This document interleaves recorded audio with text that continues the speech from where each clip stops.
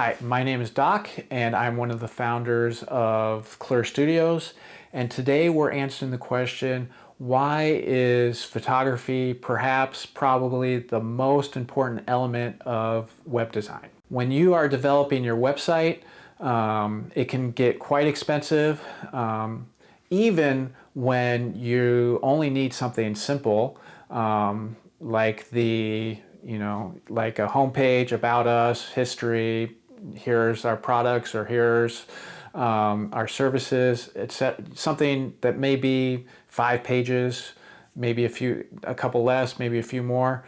Why does that need to be so expensive? The answer is it doesn't need to be. And you can, hire us or hire a team that offers good, professional web design that isn't thousands and thousands of dollars. We're not talking $5,000 to $10,000 to $15,000 for that kind of website, because the most important element is not the actual layout and design of the website. It's not the colors and the fonts. Usually that's determined by your brand guide already. Or if not, any decent web designer is going to be able to do a good job with that. Really, what distinguishes your website is the images on it. And usually that means photography. And whether it is the splash images of your product, of your facility, of your offerings, of your team in action, of the images on your About Us page, whatever the product images, whatever the images are that are on your website, that is the first thing that people are going to look at. And if they're bad, they're going to immediately have a poor impression of your company. And if they are good and high quality, they're immediately going to be compelled by what they're seeing. And yes, a poorly designed website will definitely hurt you.